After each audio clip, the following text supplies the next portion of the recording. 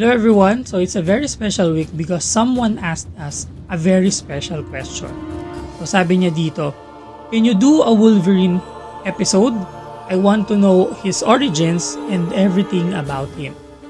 So ay galing sa isang YouTuber na si Sir Joseph TV. Maraming salamat sa iyong tanong. Papagbigyan natin siya ngayong linggo, kaya naman, simulan natin to. Kilalanin natin si Wolverine.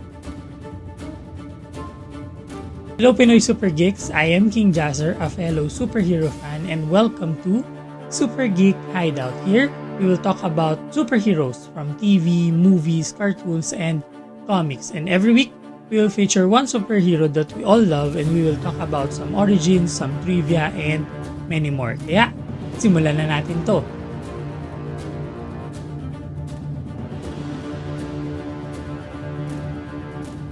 One of the most complicated origins ng isang Marvel character ay kay Wolverine.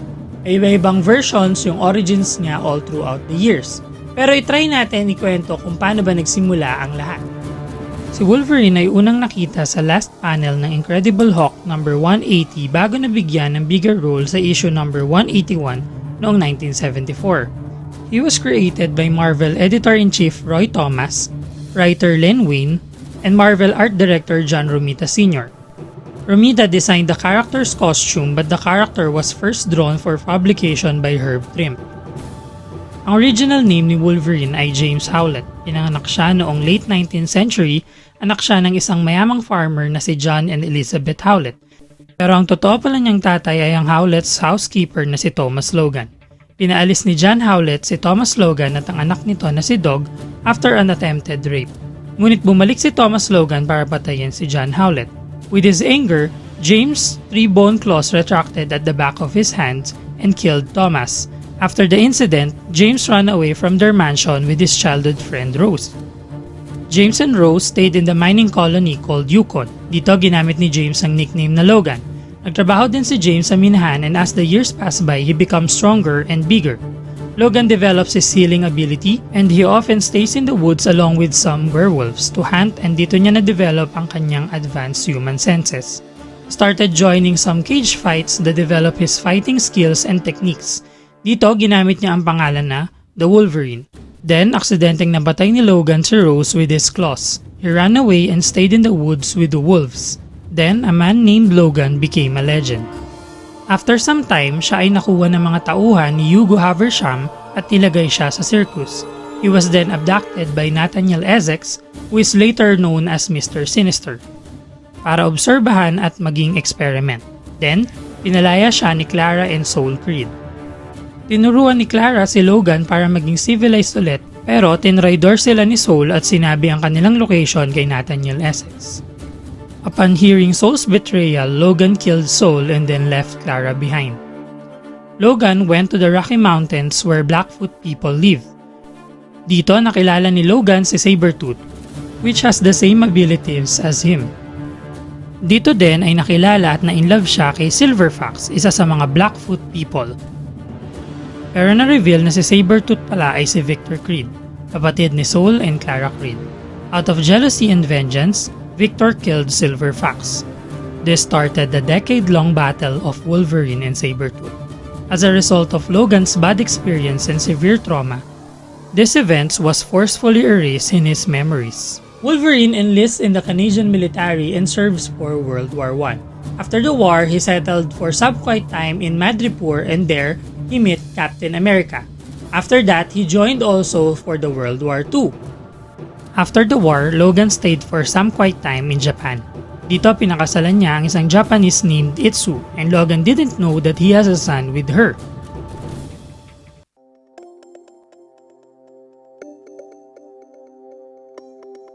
What is the name of Wolverine's son? Daken is the mutant son of Wolverine and his deceased wife Itsu. He possesses superhuman abilities similar to his father, and was brainwashed by villain Romulus, the man behind Wolverine's own brainwashing. Logan went to do several missions all across the globe. This involves missions such as being an espionage, being an assassin, being a mercenary, or being a spy. Ilang beses din siyang pabalik-balik sa Japan and Madripoor. Later, the CIA recruited him to be a part of their Black Ops team called Team X. Nilagyan ng Team X ng false memory si Logan, then he successfully escaped their brainwashing. Wolverine was kidnapped by Weapon X and they experimented on him.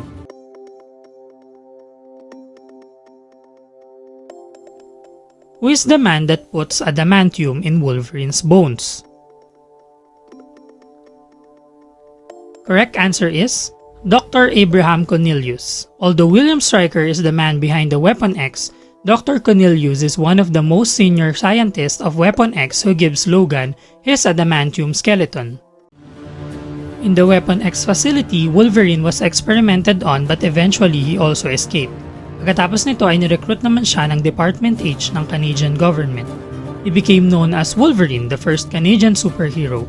Ang una niyang mission ay pigilan ang destruction na ginagawa ng battle ni na Incredible Hulk and Wendigo, which is also the story in his first comic appearance. Professor X recruits Logan to his new X-Men team. Dito nagkaroon siya ng relationship with Jean Grey na meron ding relationship with Cyclops. Na-reveal sa House of M No. 1 noong 2005 that Logan's mission is to kill Charles Xavier, but Charles erases memory to force him to join the X-Men.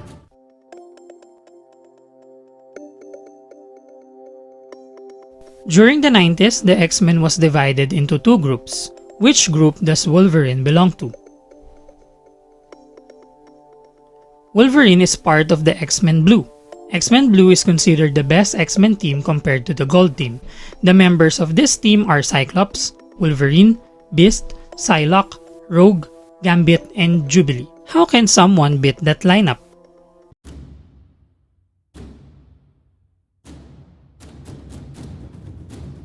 So what's unique about Wolverine's powers and abilities is that it is a combination of both natural mutant powers and artificial improvements in his body.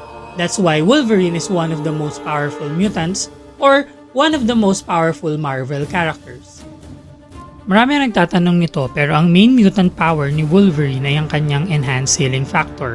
Nagagawa niyang pagalingin ang kahit anong sugat or extreme injury in a matter of time. Dahil din dito, siya ay resistant sa sakit, poison, any toxic material, and even drugs. But if there are large amount of any of the following, he will be affected. Dahil din dito, naapektuhan ang aging ni Logan, hindi siya tumatanda. Part of the mutation ni Wolverine ay ang kanyang enhanced senses, such as sight, smell, and hearing. Ilan ding animal-like feature ang makikita kay Wolverine, excessive hair, fangs, and retractable bones in his hands. Ang mga bones na ito ay hindi gawa sa keratin. Ito ay gawa sa dense bones kaya sobrang sharp at matibay ang mga ito. After Weapon X experiment, ang skeletal system ni Wolverine ay infused with adamantium. He can cut almost anything from metal, wood, and stone.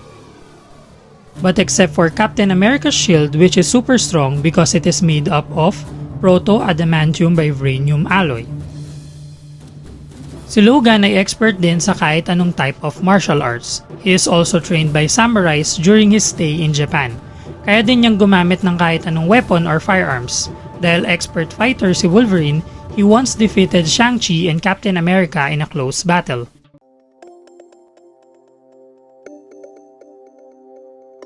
When in close combat, Wolverine enters in this state in which he mimics an angry animal. What is this state called?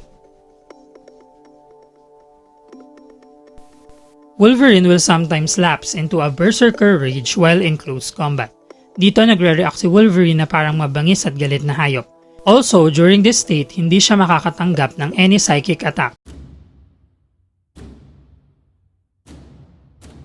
Wolverine has appeared in different X-Men movies and there are some solo movies about him. He was played by Australian actor Hugh Jackman. Hugh Jackman holds the Guinness Book record of the longest career as a live-action Marvel superhero.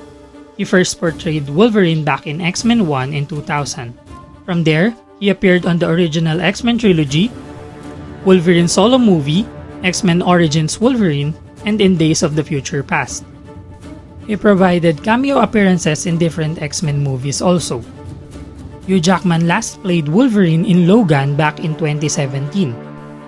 He made a remarkable performance and gave everyone the proper ending to his character. Here are the latest news about our favorite superheroes. Kevin Feige confirms that Abomination and Wong are the ones fighting in the Shang-Chi's trailer. This made the fans wonder on what will be their role on the film. Sam Raimi's Spider-Man 2 celebrates its 17th anniversary. This movie is one of the best superhero movies of all time and cemented Sam Raimi's series in Hollywood. How old are you when the movie came out 17 years ago? The third season of the much-anticipated series Titans is set to be released in August 2021. The series promises that it will be exciting and will have a lot of twists compared to the first 2 seasons. The Black Panther sequel Black Panther Wakanda Forever started its production. The main plot of the movie is not yet revealed. Fans are waiting on how Marvel will honor Chadwick Boseman's legacy as the King of Wakanda. Next week on Super Geek Hideout. This is suicide. Well, that's kind of our thing. I'm a superhero!